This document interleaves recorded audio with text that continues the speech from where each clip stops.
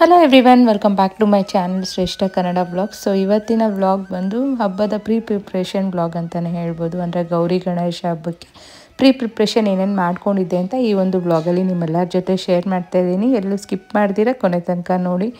So ಇವತ್ತು ಮಕ್ಕಳಿಗೆ school ಇರೋವಂಥ ಕಾರಣ ಬಿಸಿಬೇಳೆಬಾತು ಮತ್ತು ಸ್ವಲ್ಪ ದಾಳಂಬೆ ಎಲ್ಲ ಹಾಕಿ ಬಾಕ್ಸ್ನ ಪ್ಯಾಕ್ ಮಾಡಿ ಕಳಿಸ್ದೆ.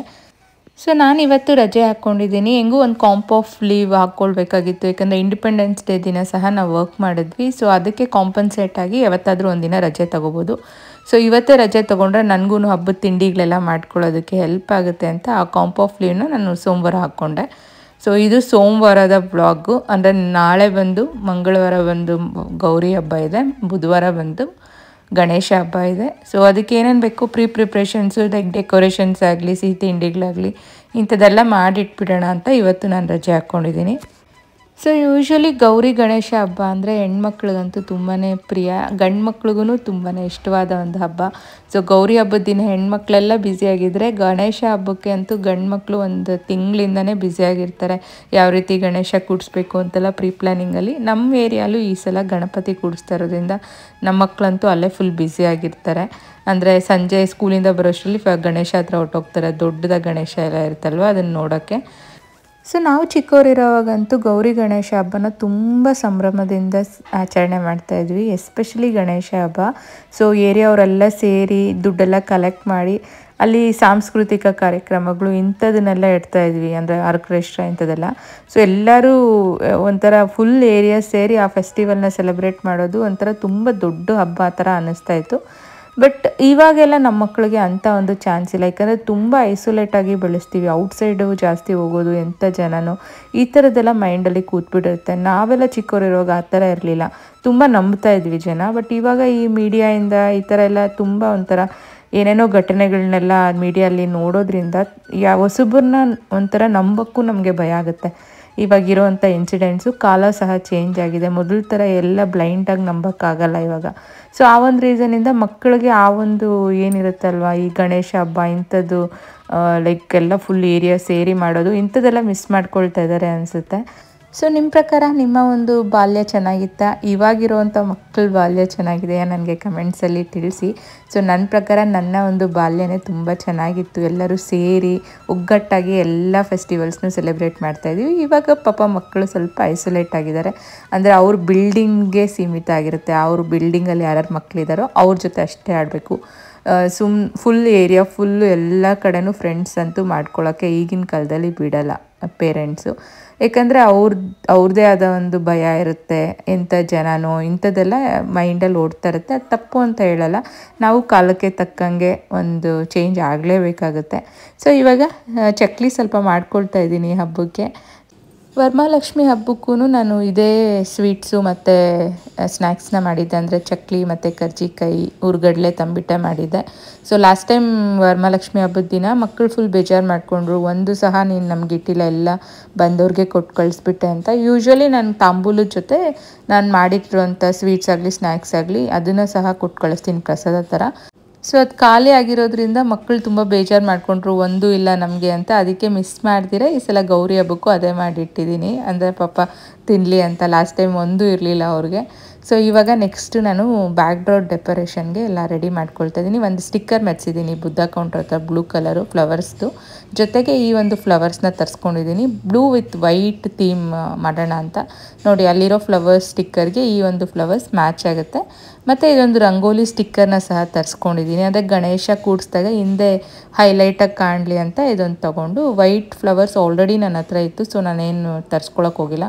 ಸೊ ಈ ಚಂಪಾ ಫ್ಲವರ್ಸು ಮತ್ತು ಈ ರೋಸು ಇದೆಲ್ಲ ಲಾಸ್ಟ್ ಟೈಮ್ ವರಮಹಾಲಕ್ಷ್ಮಿ ಹಬ್ಬಕ್ಕೆ ಯೂಸ್ ಮಾಡಿದ್ನಲ್ಲ ಅದೇ ಫ್ಲವರ್ಸೇ. ಈ ಸಲ ಎಕ್ಸ್ಟ್ರಾ ಅಂತ ಜಸ್ಟ್ ಈ ರಂಗೋಲಿ ಸ್ಟಿಕ್ಕರು ಮತ್ತು ಈ ಬ್ಲೂ ಫ್ಲವರ್ಸ್ನ ತರಿಸ್ಕೊಂಡಿದ್ದೀನಿ. ಸೊ ಈ ಒಂದು ಬುದ್ಧ ಕೌಂಟರು ನಾವು ಮನೆ ವುಡ್ ವರ್ಕ್ ಮಾಡಬೇಕಾದ್ರೆ ನಾನು ಒಂದು ಮೈಂಡಲ್ಲಿ ಆ್ಯಕ್ಚುಲಿ ಈ ಪ್ಲೇಸು ಡೈನಿಂಗ್ ಸ್ಪೇಸ್ ಆಗಿದ್ದಿದ್ದು, ನಮಗೆ ಡೈನಿಂಗ್ ಟೇಬಲ್ ಎಲ್ಲ ಹಾಕ್ಕೊಳ್ಳೋಕ್ಕೆ. ಬಟ್ ನನಗೆ ಅದು ನಾನು ಹೇಳಿದೆ ಬೇಡ, ನನಗೆ ಹೆಂಗೂ ನಾವು ನೆಲದ ಮೇಲೆ ಕೂತ್ಕೊಂಡೇ ತಿನ್ನೋದು, ನಮಗೆ ಅದು ಡೈನಿಂಗ್ ಟೇಬಲ್ ಅನ್ನೋ ಕಾನ್ಸೆಪ್ಟೇ ಬೇಡ.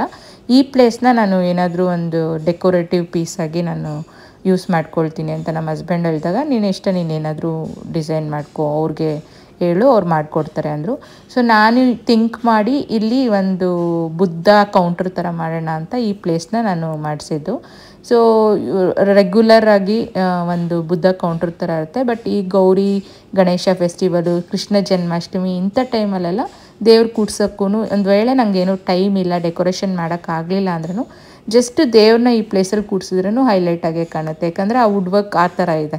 ಬ್ಯಾಕ್ಗ್ರೌಂಡ್ ಒಂದು ಫ್ಲವರು ಮತ್ತು ಒಂದು 3 ಲೈಟು, ಆ ಲೈಟ್ಸ್ ಎಲ್ಲ ಹಾಕ್ಬಿಟ್ರೂ ಅಲ್ಲಿ ದೇವ್ರನ್ನ ಕೂಡ್ಸಿದ್ರೂ ಚೆನ್ನಾಗೇ ಕಾಣುತ್ತೆ.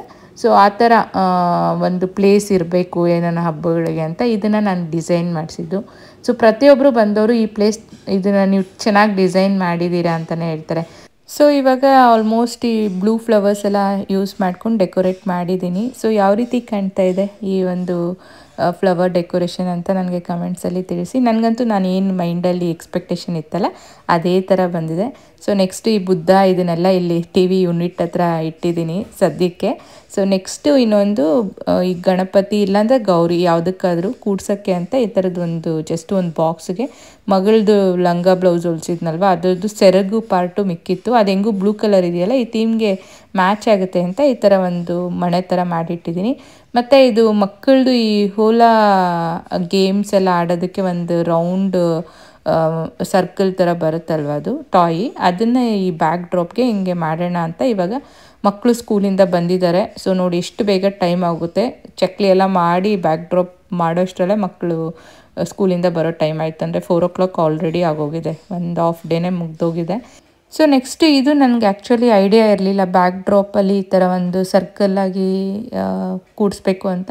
ಬಟ್ ಯಾಕೋ ಅದು ತುಂಬ ಸಿಂಪಲ್ ಅನ್ನಿಸ್ತು. ಮೇಲೆ 3 ಫ್ಲವರ್ಸು ಜೊತೆಗೆ ಈ ಗಣಪತಿ ಹಿಂದೆನೂ ಈ ಥರ ಫುಲ್ ಒಂದು ಫ್ಲವರ್ದು ಒಂದು ಬ್ಯಾಕ್ ಡ್ರಾಪ್ ಥರ ಬಂದರೆ ಸರ್ಕಲ್ಲಾಗಿ ಇನ್ನೂ ಚೆನ್ನಾಗಿರುತ್ತೆ ಅಂತ.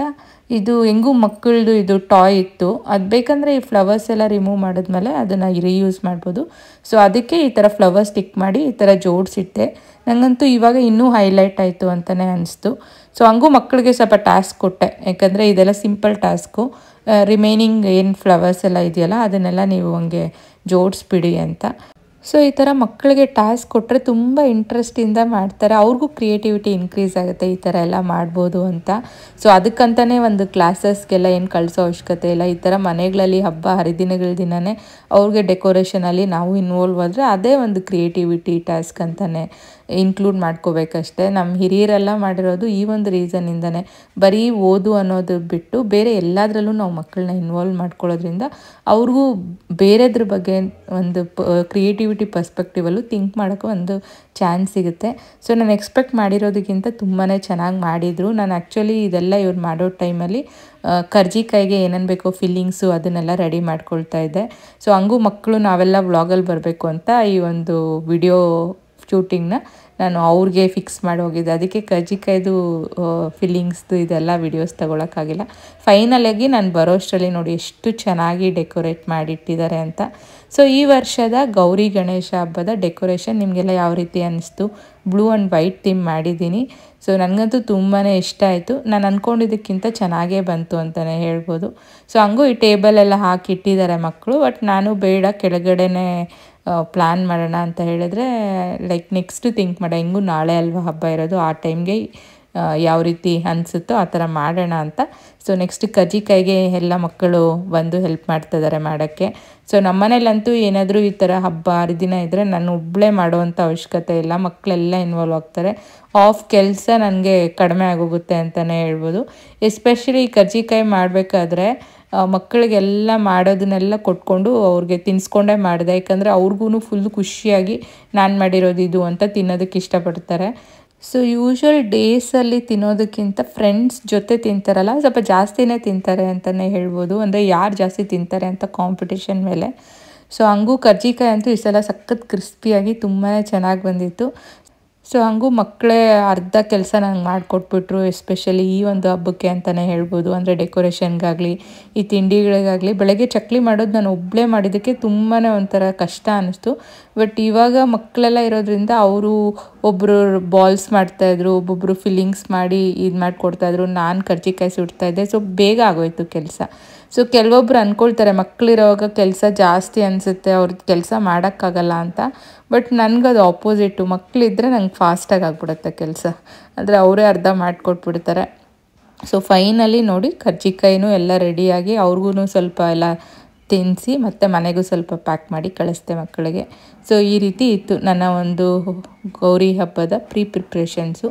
ಸೊ ಯೂಶ್ವಲಿ ಈ ಕರ್ಜಿಕಾಯಿ ಮಾಡಬೇಕಾದ್ರೆ ನಾನು ಫಿಲ್ಲಿಂಗ್ ಸ್ವಲ್ಪ ಜಾಸ್ತಿನೇ ಮಾಡಿರ್ತೀನಿ, ಯಾಕಂದರೆ ಅದು ಫಿಲ್ಲಿಂಗ್ ಜಾಸ್ತಿ ಇದ್ರೂ ಅದನ್ನು ಬೇಕಾದರೆ ನಾವು ತಂಬಿಟ್ಟಿಗೆ ಯೂಸ್ ಮಾಡ್ಬೋದು ಅಂತ. ಸೊ ಈ ಫಿಲ್ಲಿಂಗ್ಸ್ ನಾನು ಯೂಶ್ವಲಿ ಸಕ್ಕರೆ ಹಾಕಿ ಮಾಡಲ್ಲ, ಬೆಲ್ಲ ಮತ್ತು ಕಡಲೆಪಪ್ಪು, ಕಡಲೆಬೀಜ ಮತ್ತು ಒಣಕೊಬ್ಬರಿ, ಡ್ರೈ ಫ್ರೂಟ್ಸ್ ಇಂಥದನ್ನೇ ಹಾಕಿರ್ತೀನಿ. ಸೊ ಅದು ಹೆಂಗೂ ಹುರಿತಂಬಿಟ್ಟಿಗೂ ಅದೇ ಒಂಥರ ಇಂಗ್ರೀಡಿಯೆಂಟ್ಸೇ ಇರುತ್ತೆ. ಸೊ ಅದಕ್ಕೆ ಇನ್ನೊಂಚೂರು ಅಕ್ಕಿ ಹಿಟ್ಟನ್ನ ಬಿಸಿ ಮಾಡಿ ಅದಕ್ಕೆ ಮಿಕ್ಸ್ ಮಾಡಿ ಬೆಲ್ಲದ ನೀರು ಹಾಕ್ಕೊಂಡ್ರೆ ಹುರಿತಂಬಿಟ್ಟು ರೆಡಿ ಆಗುತ್ತೆ. ಸೊ ಆ ಫಿಲ್ಲಿಂಗ್ಸ್ ಕೂಡ ವೇಸ್ಟ್ ಆಗೋಲ್ಲ. ಸೊ ಈ ರೀತಿ ಸ್ವಲ್ಪ ಫಿಲ್ಲಿಂಗ್ಸ್ ಜಾಸ್ತಿ ಮಾಡಿಟ್ನಲ್ಲ, ಅದು ಮಿಕ್ಕಿರೋದ್ರಲ್ಲಿ ಈ ಥರ ಹುರಿತಂಬಿಟ್ಟು ಮಾಡಿಟ್ಟೆ. ಇದರಲ್ಲೆಲ್ಲ ಡ್ರೈ ಫ್ರೂಟ್ಸ್ ಎಲ್ಲ ಇರುತ್ತೆ.